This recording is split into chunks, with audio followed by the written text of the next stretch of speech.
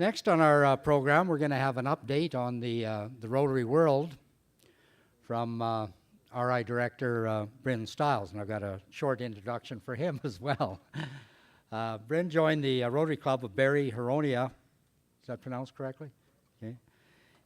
In Ontario in 1986, and what's interesting about that is that's the same club that our District Governor Pat Kaloran joined Rotary.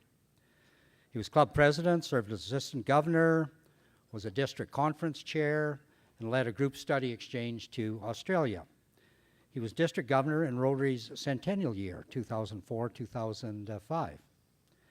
After being involved at the district level, Bryn became involved at the zone level. He's held several positions at the zone, including membership zone coordinator, regional foundation coordinator. He's been a RI president's representative to numerous district conferences. He's currently Rotary International Director for Zone 24 for the year 2012 to 2014. Bryn is married to Randy. They're both involved in the drug trade. That is, they're pharmacists. How many times have you heard that? About as often as I've heard, where's Little John? Yeah, likely. Randy is an honorary member of the Barrie Huronia Club because of her commitment to Rotary, so thanks for that, Randy. They have 2 children and 5 grandchildren. According to his bio, due to travel, they're very unreliable grandparents.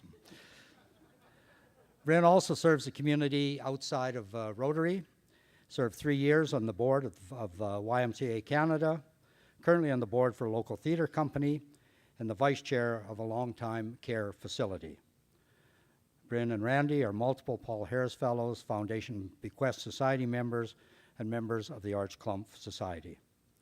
His service to Rotary was recognized with several awards, including District Foundation Service Award, 4 Avenues of Service citation, the Citation for Meritorious Service from the Rotary Foundation, and the Service Above Self Award.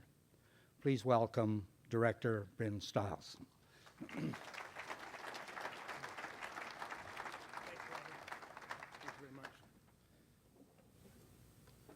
Thank you very much, Robin. I'm beginning to feel at home after I get a couple of zingers sent at me, so that's good. As Randy and I say, we're the legal drug pushers from Ontario. Thank you. W.C. Fields once said that when you're speaking, you shouldn't follow children or dogs on the stage because you'll never beat them. Well, I have to follow the president's rep, Emmanuel Kelly, and then Bob Scott. So it's a tremendous act that I have to follow. I've actually been in District 5360 a couple of times speaking. I was in Calgary about 2 years ago at a success seminar that past District Governor Mark Starrett arranged, and I was home hosted by Mike French. And as you can imagine, it was a fun evening with Mike and Maggie. And it's always great to be on the stage with Bob Scott. I could listen to that man forever talk about polio. And you're very fortunate because Bob is probably, if not the most, one of the utmost authorities in the world on polio. So Bob, thank you very much for what you're doing. Pat asked if I would give an update on the state of Rotary, and that's sort of like coming up and doing the financial statements of Rotary. What's Rotary at? And usually when I'm asked to do a state of Rotary address, I start with polio. And there's no way I'm going to talk about polio after Bob Scott has just done a phenomenal update. I couldn't even begin to do it justice. But one of the things I am asked is, what are we going to do after polio is eradicated? What comes after polio? What will Rotary do? The corporate line is that until polio is eradicated, we will do nothing else. We have to make sure that polio is completely eradicated. But we have to remember a couple of things. One is that polio eradication, which started in 1985 or a little earlier if you look at the numbers, has been our only corporate project. We have never done a project that involved clubs, districts, and Rotarians. So one of the things we have to decide is, do we want to do another corporate project? Is this something our members, our Rotarians, want to do? The other thing we have to remember is that to organize a project such as polio eradication, any project of this magnitude, takes time. A great deal of planning went in before polio was announced in 1985. Years ahead, there was planning. So a lot of planning has to go in ahead of time. Through polio, Rotary has been recognized as a world force. We have organization in place worldwide that is not duplicated anywhere. We have depth and involvement in many countries, and almost 200 countries of the world. There are many groups and organizations that want to partner with Rotary because of this involvement and our organizational abilities. We have to be very cautious about what we are going to do next.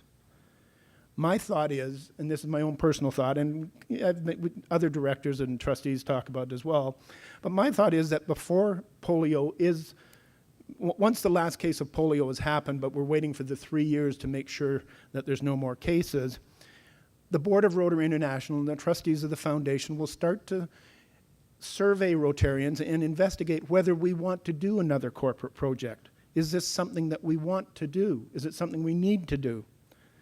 And then, if we do decide we want to do a project, the bigger question is, what will we do? Every Rotarian has their passion. Will it be water? Will it be sanitation? Literacy, AIDS, malaria, world peace? So over the next few years, as Bob indicated, the number of cases in many of these countries, Nigeria and Afghanistan particularly, there may be no more cases this year, which would be incredible. And once those number of cases are diminished, we will start to investigate to see if we actually want to do a project. I don't know if you've noticed or not, but there have been many changes in Rotary over the last few years. And I often say that one of the biggest issues that Rotary has is that we often believe our own story. As Robin indicated, Randy and I are both pharmacists, and when we had our businesses, we used to take courses down in Houston for a very specialized type of training that we did.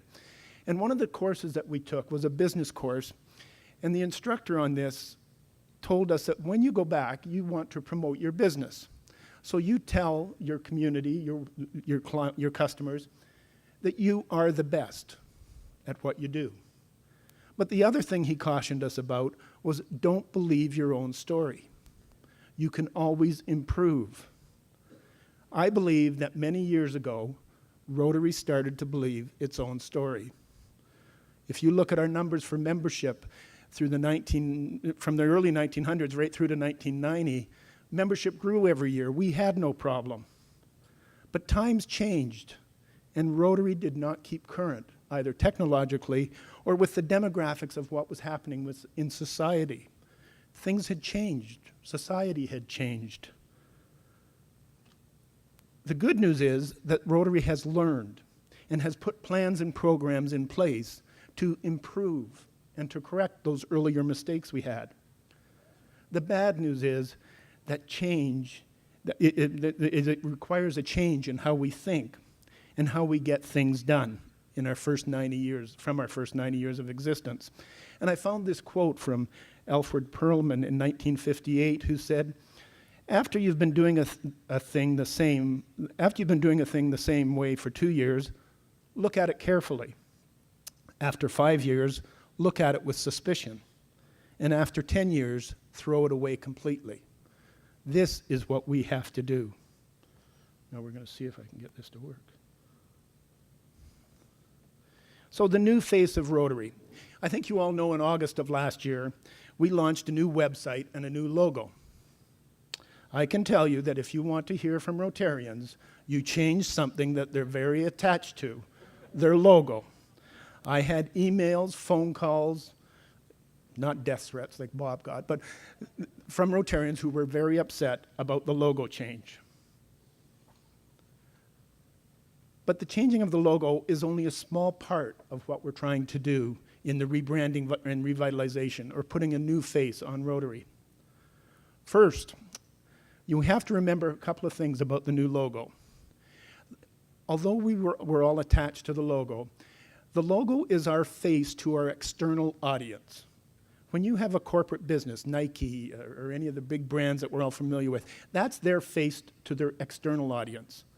We want it to be accepted by the internal audience, that's us, the Rotarians, but it's our face to the external audience. And I think our new logo does that. It's modern, it's crisp, and it identifies very quickly who we are. It positions Rotary as a modern organization as we move into the 21st century. And it also standardizes our logo across our organization. And I notice in the program book we have, if you look at the sponsorship by the Rotary Club of Lethbridge, they have used the new logo and the new plans that is on our Rotary.org page. The Rotary Foundation. This is the old logo. How many knew this was the old logo for the Rotary Foundation? Some of you. Very difficult to read, very difficult to see. At their January board meeting, the Rotary Foundation has taken a huge step forward, and this is their new logo as we move forward. Much cleaner, much crisper, easier to read. There are some people, probably many in this room, who don't agree about the new logo, but that's a personal opinion. But remember, it's how we are perceived in the outside or the external world. But as I mentioned, our logo is only a little bit about our new branding initiative. Rotarians have problems identifying of who we are. I think if I was to ask everyone in this room, what is Rotary? Probably the first thing I'd hear out of your mouth would be, and then somebody would go on, and there would be as many different ideas about what Rotary is as there are probably people in this room. To be successful, Rotary has to have a common goal. And although the words may be different, they have to convey the same message. One of the things, we hired a firm several years ago, Siegel and Gale, to help us rebrand ourselves, revitalize ourselves. And one of the things they assisted with was coming up with what we call an essence statement. It's not a motto, it's not a theme, it's an essence statement of who we believe that we are. And this, when we got this essence statement at the board, we were told, you can't share this. You're not allowed to share it. This is internal. We're going to use this internally. However, I thought it was too important not to share with the Rotarians. So this is what the essence statement of Rotary is. Rotary unites leaders from all continents, cultures, and occupations to exchange ideas and take action for communities around the world. This is not, as I repeat, this is not our motto, this is not our theme or anything like that. It's not for public, but it's what we use when we're trying to come up with ideas on how we can brand Rotary. So if you break this down, I've come up, and Rotarians have come up with a very simple statement. Rotary joins leaders to exchange ideas and take action. We join leaders in our club every week. You sit there and you have your lunch, breakfast, I'm sorry, Bob, 7 o'clock in the morning, breakfast, or dinner, and you're exchanging ideas, or we're joining together all the time. Here at the district conference, leaders from the district are getting together. You exchange ideas. When does an idea for your club or for a project become a reality? And it's usually over a period of time. It evolves over several weeks, months, maybe. An idea, somebody may have an idea, somebody else takes it and works with it, and you're chatting back and forth. And then finally, we take action. And this has been the basis of our development for our new technology and our promotion, making our message more consistent and current. Our new website is now in 2 parts. The external page that is for the public. And you see there, it's got the join leaders, exchange ideas, and take action. And then we have an internal site for Rotarians, and many of you, I hope, have signed up for the internal page at Rotary.org. And this allows you to check your own personal status. It allows you to check your club goals, lots of information in there. We are also changing the promotional material that's available, taking it from what basically I would say was outdated material and making it more current. Do we say that the Rotary Club of Lethbridge is doing a food drive, or do we convey that in a different method? No one in our community should go hungry. We are all familiar with the old book, Rotary Basics. But isn't that more relevant to what we're doing? Get more out of membership? At Rotary.org, there's a site called the Branding Center. I would urge all of you to go to that Branding Center and see what's available and what is more current to make Rotary more vital in your communities. The final item I would like to discuss in this line of thinking is membership. While polio eradication remains our #1 priority in Rotary, membership is our #1 concern. Most of you have heard of the membership statistics, and in North America, they aren't good. We belong, District 5360 belongs to Zone 24. Our membership has dropped since almost over 10 years, since June 2003. Our membership across the zone has dropped from 37,400 in June 2003 to 31,400 in June 2013, a drop of 16%. District 5360, and I would like to give you good news, but I can't. District 5360 has gone from 2,300 members from June 2003 to 2,800 members in June 2013, a drop of 10%. And you are not alone. You are no more unusual than any other district in the zones or in North America. Randy and I were just in India, and to give you a concept, in India we were at a district conference, District 3230. Their membership this year grew 700 members. There's just around 6,000 members and 130 clubs in their district. I talked to them about their membership and about their size, and they like being that size. And I said to them, well, you know, what about retention? Because they have problem with retention as well. And as one of the district governor said to me, why should I worry about retention? I've got 1.2 billion Indians I can draw on. They have problems with membership as well, even though they have those large numbers. Rotary International realized that using the same membership plan across the Rotary world didn't work. What works in India doesn't work in Australia. What works in Australia doesn't work in Korea. What works in Korea doesn't work in North America. We have a North American membership plan. And as President Rep. Jerry spoke about this morning, or earlier this afternoon, it's about building and creating vibrant Rotary clubs, interesting clubs.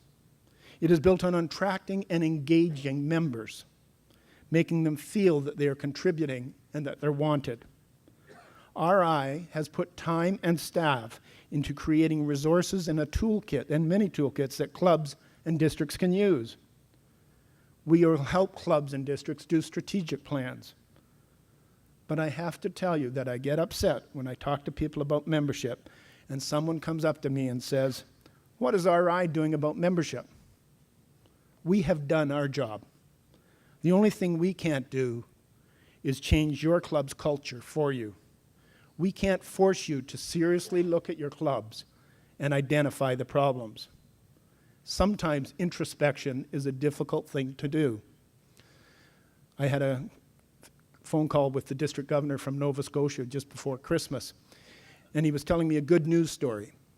Nova Scotia is a small rural area, and he was saying that they had a small club, where they had a Muslim member. And after 2 years, the Muslim member resigned from the club. And members of the club went to speak with him and say, you know, why did you resign? And he indicated to them because he didn't feel comfortable. Now, you'd think rural Nova Scotia, they would indicate, well, that's his problem, not our problem. But they looked at themselves, and they said, maybe we aren't being accepting of everyone in our community. The district governor went on to tell me that, and this went on over a period of a year or more, the club changed its culture. They now have 2 Muslim members and a gay couple member as well. You have to look at your clubs seriously as you move forward. The other thing I hear about when we talk about membership, and this is the great one I love, well, we want quality, not quantity. There are lots of well-qualified people out there to become Rotarians. They say, my club is the right size. Great. Charter a new club. Get involved. There's things that you can do. Engaging and retaining members is not rocket science, but it is hard work. Every club needs a champion, and I would ask each one of you to try and be the champion in your own club when it comes to membership. Seriously ask your club to look at itself and say, are we meeting the needs of our community? I'm going to change gears here a little bit, and I'm finishing my term as director at the end of June this year. And it's been a tremendous 2.5-year journey, something that Randy and I have had a phenomenal experience. And I'm often asked, how have I enjoyed the job? And my comment to that is 80% of it is great, 10% is good, and 10% you could do without. The problem is that no item stays in one of those categories for very long. Something that's great one week becomes good and rapidly becomes something you don't want to hear about again, similar to the logo.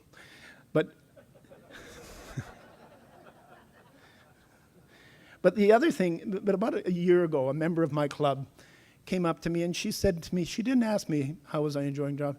She said to me, what have you learned? What have you learned from this position? And that kind of took me back a step. And then I got to thinking, do we actually think about what we have learned? When we're trained, when you're trained to be a club president at PETS or district governor training in San Diego, you're trained how to do the job. But being trained and knowing that is different from what have you learned personally from the job. There's an old adage that goes, learn like you will live forever and live like you will die tomorrow. And this role has allowed me to do both things. Through our travels to some of the more remote areas of the Rotary world, Randy and I have found that most people want the same things. They want the things that we can provide through our Rotary Foundation: water, sanitation, education, health, an opportunity to become self-sufficient, microfinance. And when we think of these things, we often think of the areas of the developing world, Sub-Saharan Africa, India. But we don't have to look that far away. We have areas in North America, and specifically in Canada, where each one of those areas of focus is required. Through conversations with Rotary and the community leaders, I have found that there is a major need for Rotary projects in our First Nations communities. And you in District 5360 are leaders in this field, and we're hoping to get an event at the Zone Institute in Toronto in October focusing on First Nation issues. As much as Rotarians have the same ideals, we are different. And as much as we want the same things in Canada, America, Australia, you cannot expect to impose your culture on the quality of life of others. And believe me, that is difficult not to do, because you always want to bring your North American concepts to other countries. Randy and I were in Nigeria very shortly after we took on this position. And Nigerian Rotarians are phenomenal people. But when we were there, how they treat the people who look after them, the wait staff in a hotel or their drivers and stuff, is something that you and I in North America would be astounded. No please, no thank yous. But that's the way they live. That's what's expected in their culture. We can't expect to impose our beliefs, our rituals on them. But from all of the things that we've done, and from everyone else that we've met, one of the most important things I have learned is that we need to listen more. We need to train ourselves, and you need to be trained. We need to train ourselves to actively listen. And we need to do this without this inherent need to respond. Oftentimes, someone just wants to make a comment or an observation, and they're not asking for you to make any comment back. They're just asking, they just want to say, to vent. And quite often, the only comment that is acceptable from us should be, thank you, and I will move that forward if that's a necessary comment, or just thank you for expressing your view. Don't feel an inherent need to make a comment when somebody wants you to listen. Other things I have learned: when we are children, our parents, and probably mainly our mothers, tells us that we should play well with others. My friends, that is something that I think needs to be retaught at many levels of Rotary. We need to play well with others. We need to play well with others in our clubs, in our districts, and at Rotary International. Disagreement is good, but it can be done in a healthy way. My friends, we do belong to probably the most unique organization in the world. I will not say that we are in a category of one, but I do defy anyone to find an organization like us. And I truly believe that we have not even begun to reach the full potential that we can reach. We are so much more than a service organization, but we tend to undersell ourselves. We sell ourselves short. Many Rotarians, or Rotary offers us fellowship in a fast-paced world. You know the old MasterCard commercial, you know, something is priceless. I would say the fellowship and friendship that you develop through Rotary is priceless. It cannot be duplicated. We offer diversity on the larger international scale and in our clubs. One of the biggest things we offer is leadership. I have learned that leadership comes in many shapes and sizes. Rotary trains leaders. I would not be standing here today to address you without the skills I have learned through Rotary, the leadership skills. The leadership skills you learn in Rotary, you take forward into your business and to other organizations that I know you all belong. It is a shame if you are trained to be a leader and you do not use those skills. That is a waste. Some of Rotary's biggest projects, Polio Plus, Youth Exchange, Foundation Project, were the idea of one or two people who were leaders in that project. Margaret Mead, the anthropologist, has said, and I quote, "Never doubt that a small group of thoughtful, committed citizens can change the world. Indeed, it is the only thing that ever has." End quote. Rotary is a small group of thoughtful, committed people of 1.2 million members. But imagine if that number was 1.3, 1.5, or double it to 2.4 million members. Imagine a group of individuals committed, like you and I are, to world peace. I don't think we understand the power of this organization to which we belong. We can become one of the major players on the world stage in providing humanitarian service. I would ask each of you, in your quieter moments, to think of why you joined Rotary. Why did you join Rotary in the first place? What you have learned from Rotary. And then think of 5 reasons why you have stayed in Rotary and write them down. And then share those reasons with others. I urge you to find your passion for Rotary. Share that passion, and then put that passion into action. The world needs Rotary, and Rotary needs you and many more just like you. Thank you very much.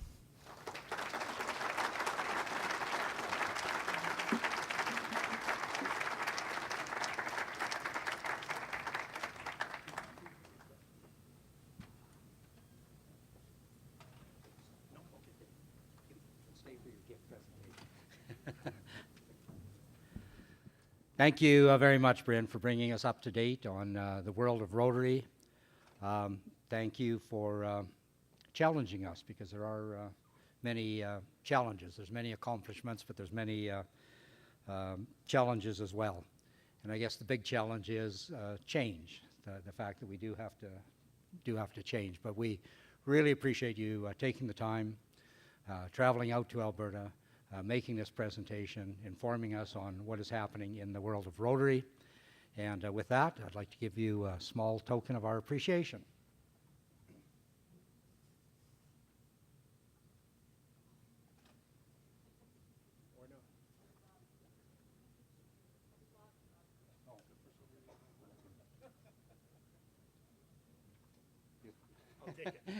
Your thank you note will be coming.